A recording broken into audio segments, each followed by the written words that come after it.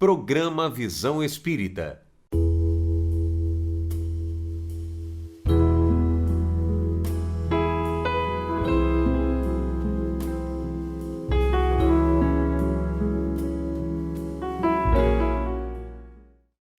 Desejo primeiro que você ame, e que amando também seja amado, e que se não for, seja breve em esquecer, e que esquecendo não guarde mágoa. Desejo, pois, que não seja assim, mas se for, saiba ser sem desesperar. Desejo também que você tenha amigos, que mesmo maus e inconsequentes, sejam corajosos e fiéis, que pelo menos em um deles você possa confiar, sem duvidar. E porque a vida é assim, desejo também que você tenha inimigos, nem muitos, nem poucos, mas na medida exata para que às vezes você se interpele acerca das suas próprias certezas e dentre eles pelo menos um seja justo, para que você não se sinta demasiadamente seguro. Desejo ainda que você seja útil, mas não insubstituível, e que nos maus momentos, quando nada mais restar, que essa utilidade seja suficiente para manter você de pé. Desejo ainda que você seja tolerante, não com os que erram um pouco, porque isso é fácil, mas com os que erram muito e irremediavelmente, que fazendo bom uso dessa tolerância, você sirva de exemplo aos outros. Desejo que você, sendo jovem, não se apresse a amadurecer, que você, sendo maduro, não insista em rejuvenescer, que você, que é mais velho, não se dedique ao desespero, porque cada idade tem o seu prazer e a sua dor. É preciso deixar que eles escorram por entre nós. Desejo, por sinal, que você seja triste, não o ano todo, mas apenas um dia, mas que nesse dia você descubra que o riso diário é bom, o riso habitual é insosso e o riso constante é insano. Desejo também que você descubra com o máximo de urgência, acima e a respeito de tudo, que existem infelizes, injustiçados e oprimidos e que eles podem estar aí, bem à sua volta. Desejo que você afague um gato, alimente um cuco e ouça o João de Barro erguer triunfal o seu canto matinal, para que assim você se sinta bem por nada. Desejo também que você plante uma sementinha, por mais minúscula que seja, mas acompanhe o seu crescimento, para que você saiba de quantas, muitas vidas é feita uma árvore. Desejo outro sim, que você tenha dinheiro, porque é preciso ser prático, mas pelo menos uma vez por ano, coloque um pouco dele na sua frente e diga, isto é meu, só para ficar bem claro quem é o dono de quem. Desejo também que nenhum dos seus afetos morra, por ele e por você, mas que se morrer, você possa chorar sem se culpar e sofrer sem se lamentar. Desejo, por fim, que você, sendo homem, tenha uma boa mulher, que você, sendo mulher, tenha um bom homem, que vocês se amem hoje, amanhã e nos dias seguintes. Quando estiverem exaustos e satisfeitos, ainda haja muito amor para recomeçar. Se tudo isso acontecer, então não tenho mais nada de desejar, senão o meu muito obrigado pela sintonia. O programa Visão Espírita pede licença para entrar no seu lar e levar-lhe uma mensagem de fé, de otimismo e de esperança. O programa Visão Espírita tem a grata satisfação de receber para um diálogo fraterno e esclarecedor Dr. Eliseu Florentino da Mota Júnior, professor, doutor, promotor já aposentado, atualmente trabalha como professor universitário e ele irá nos esclarecer sobre alguns assuntos nesse nosso diálogo, hoje diretamente de Bebedouro. Eliseu, seja bem-vindo. Muito obrigado. Eliseu, o Espiritismo se caracteriza como um movimento, uma religião, uma filosofia, uma ciência. Como é que nós podemos ver a presença do Espiritismo hoje no Brasil? Bem, para falar de hoje, eu preciso fazer um breve retrospecto da chegada do Espiritismo aqui no Brasil. E nós sabemos que o Espiritismo, como tal, ele foi criado por Allan Kardec, professor Hippolyte Léon Denisard Rivaio, a partir da publicação da primeira edição do Livro dos Espíritos, em 1857, lá em Paris.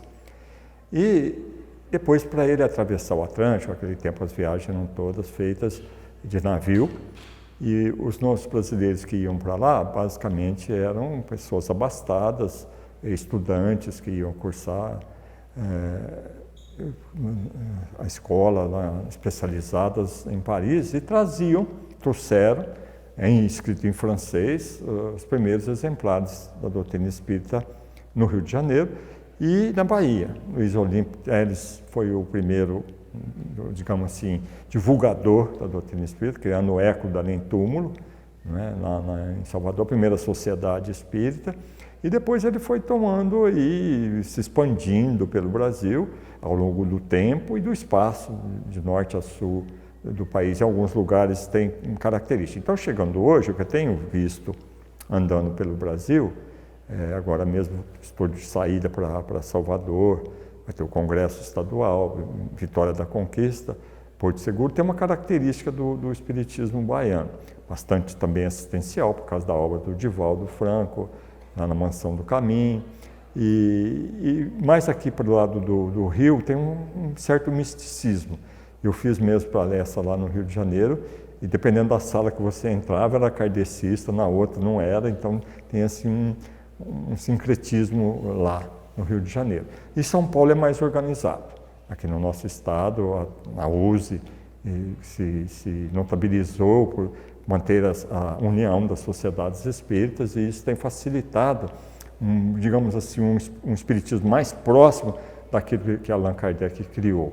Porque, por causa da nossa tradição católica, ele assumiu, às vezes, até uma característica meio esquizofrênica.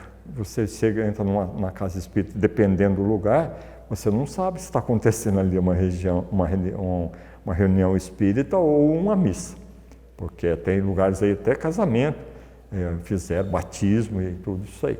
Agora, a televisão, ela é um meio que nos facilita a divulgar um espiritismo seguindo a tradição do Kardec, que se notabiliza por chamar a atenção que se reconhece o verdadeiro espírita pela sua transformação moral e pelo emprego de efetivos esforços para domar as suas inclinações más. É isso que é o objetivo do espiritismo. E se você me permite, o Sérgio Lourenço foi um espírita famoso lá em Presidente Prudente, hoje o filho está fazendo as vezes do pai, e ele tinha umas teses. E uma tese que ele sustentava era que nós todos espíritas brasileiros, que chamou você, o telespectador, para ir para o movimento espírita, que não fosse pela dor, porque dizem as tradições que a gente vem para a casa espírita arrastado por uma dor, uma perda de um ente querido, uma doença, ou pelo amor, pela sabedoria, etc. Então, nós todos que fomos atraídos para cá, nós fomos espíritas lá, na França, porque aquele tempo de Kardec chega beirão, se não tiver milhões, mas milhares, centenas de milhares, é certeza. Onde estão esses espíritos?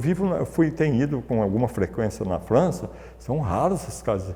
Aliás, as pessoas não gostam nem de conversar sobre isso, parece que até é um assunto meio místico. Tem lá os livros de Kardec na região, lá no quartier Latam, e aí nós desencarnamos, e lá, você, pela Revista Espírita e agora o filme do Kardec, Marcelo Souto Maior, vai mostrar que nós éramos mais preocupados com o aspecto religioso, científico e filosófico do Espiritismo. Faltava a parte moral, evangélica. Então nós desencarnamos, viemos aqui para o Brasil, onde encontramos a pátria do Evangelho, né, aí para desenvolver esse terceiro, essa parte moral, alguns falam religioso, outros moral, para a gente voltar agora, desencarnado, e vamos levar o Espiritismo para países ainda rebeldes.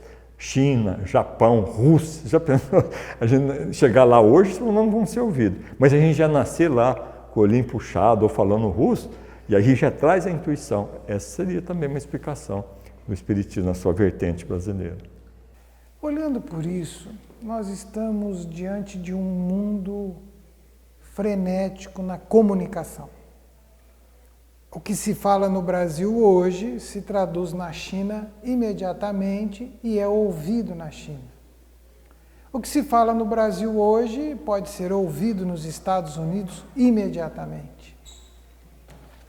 Esse aspecto moral que você acabou de citar, nós estamos com ele em franco amadurecimento numa sociedade totalmente materialista.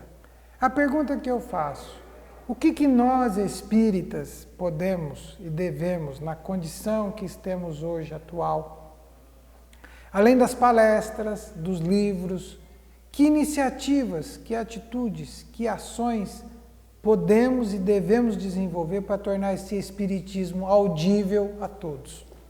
Então, como eu estava dizendo, que Kardec propunha que um verdadeiro espírito se reconhece pelo seu caráter, pela sua porcentagem. Está o ponto que, olha, ali vai um espírita. Isso aí é uma responsabilidade muito grande.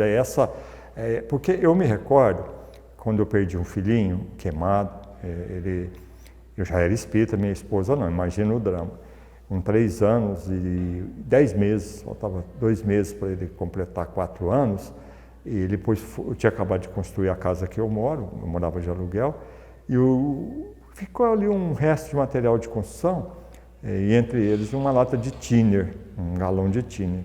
E eu estava no fórum, mas a minha mulher, ela também não gosta de falar muito sobre isso, o menino pôs fogo nessa lata de thinner, ela explodiu, ele queimou 80% do corpo, 3º grau. Eu nem sabia que era isso, fui estudar isso depois, porque ele sobreviveu alguns dias. Aí precisava do hospital das clínicas de Ribeirão Preto, não tinha vaga. Aí o outro mais próximo, porque o hospital de Queimado é um hospital dentro do hospital. E aí fui conseguir um em Marília e levei ele para lá e ele 9 dias depois desencarnou, porque a queimadura era muito brutal. E aí quando eu voltava para o funeral, para o velório, e um senhor que já tinha, que viajava comigo, o Sr. Jorge Santiago, que também já tinha perdido um filho, e falou: doutor, agora é a hora do testemunho. Porque se o senhor chegar lá chorando, desesperado, e já falei isso aí, o espiritismo não adiantou nada para isso aí. E se o senhor chegar lá firme, já fala assim: ó, o espírito é desse jeito aí, ó, não verte uma lágrima. Então é complicado. Nós vamos divulgar o espiritismo, o verdadeiro divulgador do espiritismo é o espírito. É o grande trabalho do verdadeiro divulgador do espiritismo, é o espírito. Por todas as mídias que ele possa, porque o espírita, ele não deixa de ser espírita no WhatsApp, no Facebook, no Instagram, no Twitter, ele continua espírita. Na casa dele também. Na casa dele porque também. Eu me lembro de uma historinha, o telespectador vai gostar, que havia no centro espírita um senhor, dirigente e tal, que ele era muito conhecido na cidade. E aí, lá no centro espírita e na cidade, ele era um doce de criatura. E aí um dia uma senhora que era amiga da esposa dele falou: nossa, mas deve ser muito bom viver com seu marido, porque ele, lá no centro espírita, ele é um doce. Aí, passado algum tempo, ele está ali numa rodinha antes de começar a reunião, chega a esposa dele com umas malas, 3 ou 4 crianças, frasqueira e tudo mais, e falou: bem, nós vamos viajar? Eu falei: não, e eu e as crianças vamos mudar aqui para o centro, porque diz que aqui você é um anjo, lá em casa você é um capeta, então nós viemos para cá.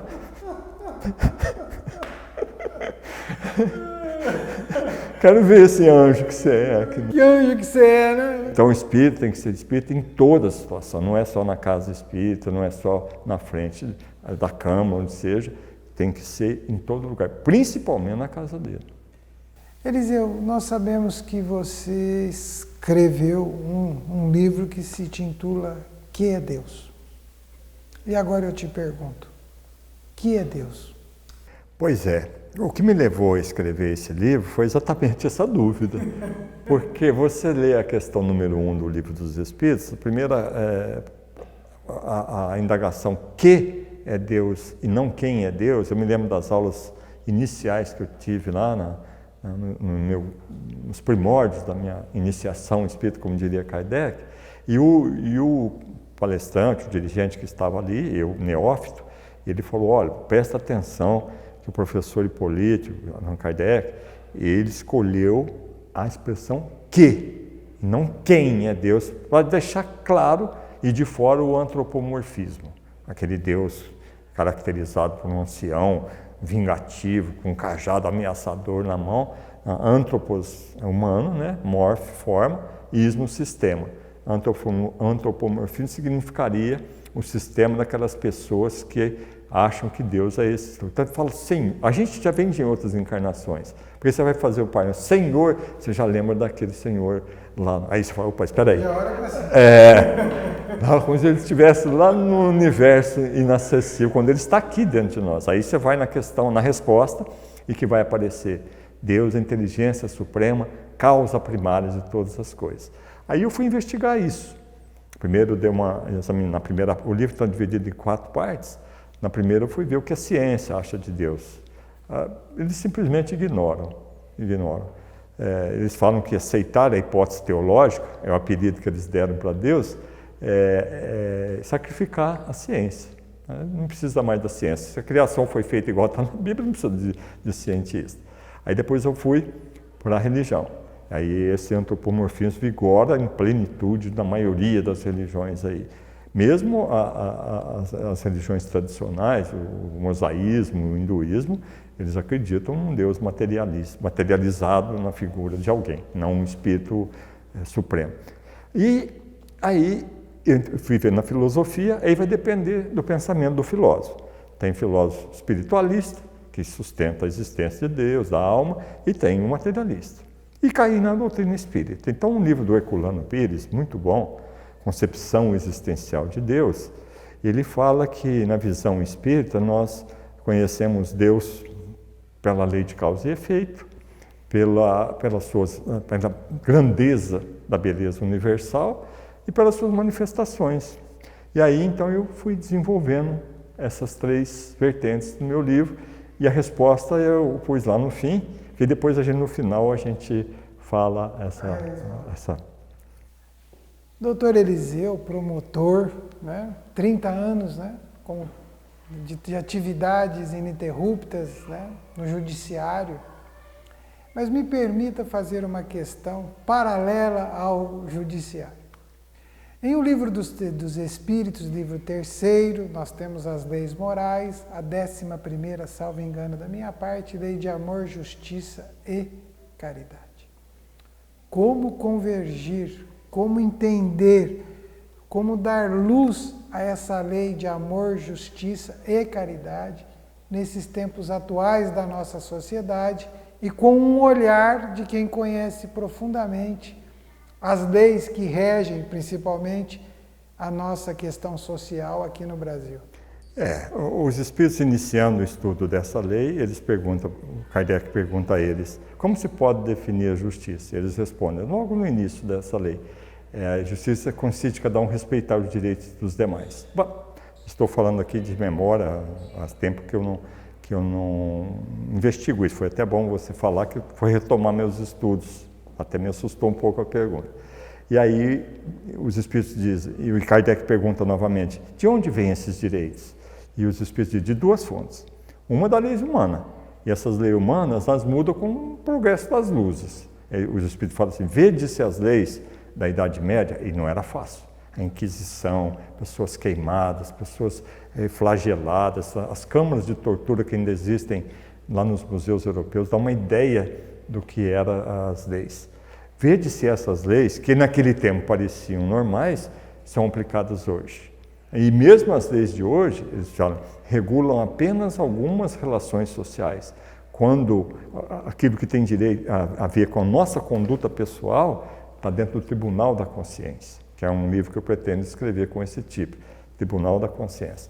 Então, o que a gente tem notado aqui no Brasil, principalmente depois da Operação Lava Jato, parece que despertou um pouco aquele sentimento de impunidade, porque aquele tempo falava que só negros e pobres que iam para a cadeia, de repente começaram a prender gente aí, da elite empresarial, da elite política, esse negócio, e se alastrou. Depois teve uma série de acontecimentos que abalou o conceito do pessoal que trabalha na Lava Jato.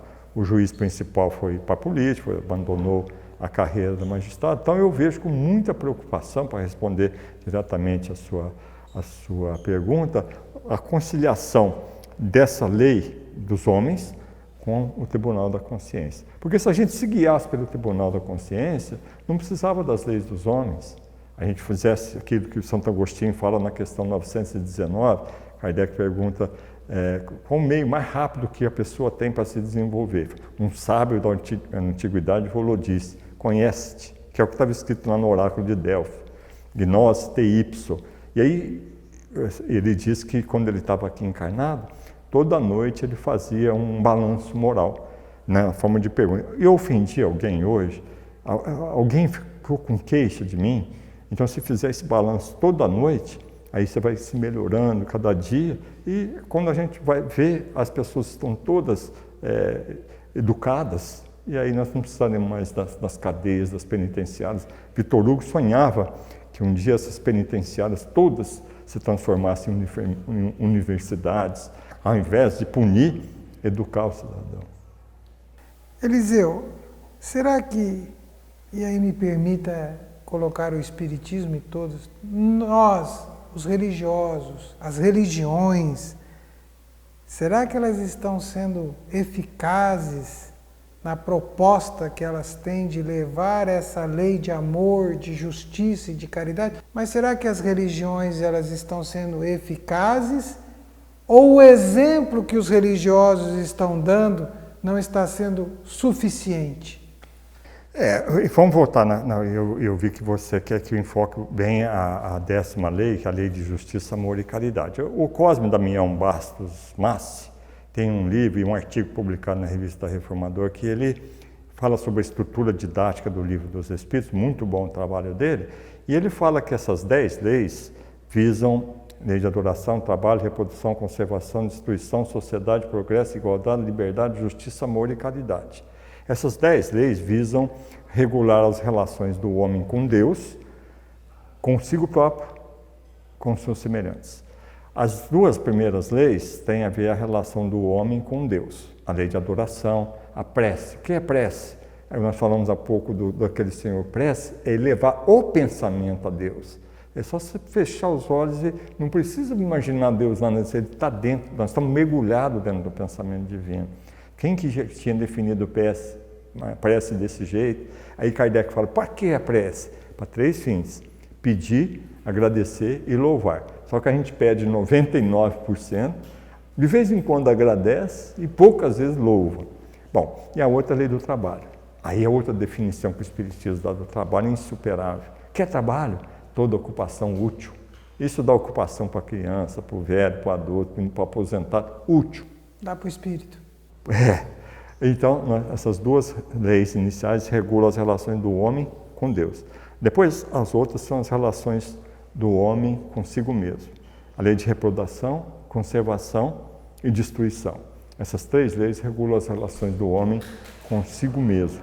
Então, a questão do sexo na reprodução, o Kardec pergunta, tem sexo os espíritos? Eles respondem, não como entendeis, porque o sexo depende da organização. Há entre eles amor e simpatia baseado na concordância de sentimentos. Então a gente realmente não pode imaginar, veja que ele não disseram que o espírito não tem sexo, não como entendeis. E como nós entendemos sexo? Para duas finalidades, uma fonte de prazer e um meio de perpetuação da espécie. Então, a gente não pode imaginar no mundo dos espíritos, um espírito cortejar uma espírita feminina, casar lá no mundo espiritual e ter um monte de espíritozinho. Não é assim que funciona. Aí eles têm entre eles amor e simpatia baseado na concordância de sentimentos. Então essa questão do sexo, cada um resolve consigo mesmo. E a produção e conservação, nós destruindo esse planeta, a floresta amazônica, a poluição, bom, enfim, o que aconteceu na China com o coronavírus, aquilo ali, porque a falta de higiene começou dos animais vendidos em praça pública. E as 2 leis estão ligadas, conservação e destruição. Nós destruímos para poder conservar a saúde e comer e tal. Depois, as outras leis regulam as relações do homem com os seus semelhantes. Então, a lei é lei de sociedade, progresso, igualdade e liberdade. Essas 4 regulam as relações do homem, negócio da escravidão, pagar direitinho o trabalho, enfim, tudo aquele negócio ali. E chega na 10ª. Essa 10ª resume as outras 10. A lei de justiça, amor e caridade. Deus, que é a justiça suprema, por caridade nos criou, para que através da caridade nós possamos chegar até Ele, que é isso que eu ia te falar. Nós chegamos até Deus dando o exemplo dele. Ele sempre trabalhou a ocupação útil e a justiça. A justiça começa como os Espíritos definiram. O seu direito termina exatamente onde começa o do seu próximo. O Kardec ainda pergunta, existe a liberdade absoluta? Não. Desde que duas pessoas viverem juntas, já não existe mais absoluta, porque aí você tem que respeitar o direito dele. Se viver em sociedade, ainda muito maior tem que ser esse respeito pelas leis, não só as leis humanas, como as leis divinas. Quando se fala em prosperidade, quando se fala em progresso, quando se fala em respeito, quando se fala em uma série de detalhes que as religiões estimulam constantemente na sua fala, nas suas ações, elas estão conseguindo dar a isso a verdadeira clareza ou ainda tem um aspecto material muito profundo? Ainda tem. Vou começar pelo fim da pergunta. Ainda tem um aspecto material muito profundo, porque infelizmente essas igrejas não são autossuficientes, elas não têm uma indústria. Eu me lembro que lá em Franca, foi falado aqui durante a conversa pelo César, o doutor Novelino criou a Fundação Pestalozzi, é um educandário para criar, no estilo que eu estive lá em Yverdon, na Suíça, no castelo que Pestalozzi ensinava, o mesmo estilo foi criado em Franca. E ele criou uma indústria de calçados. Depois, com o tempo, ela acabou fechando, mas para manter a instituição, ao invés de ficar pedindo, ele montou uma indústria. Então, o que eu vejo dessas igrejas não são, em geral, as religiões, elas não são autossuficientes. Então, elas precisam da contribuição dos fiéis, o chamado dízimo, sei lá como que isso acontece. E aí, o que acontece? As pessoas querem algo em troca.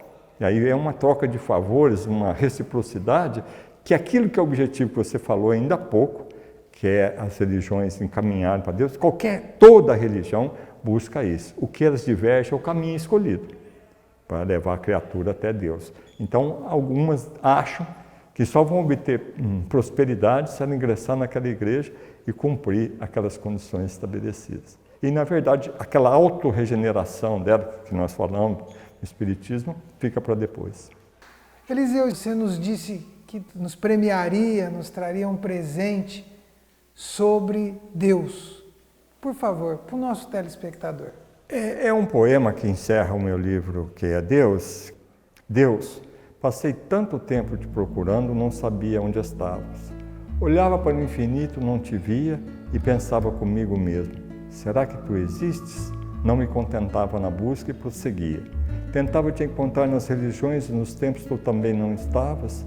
Te busquei através de sacerdotes e pastores, também não te encontrei. Senti-me só, vazio, desesperado e descri.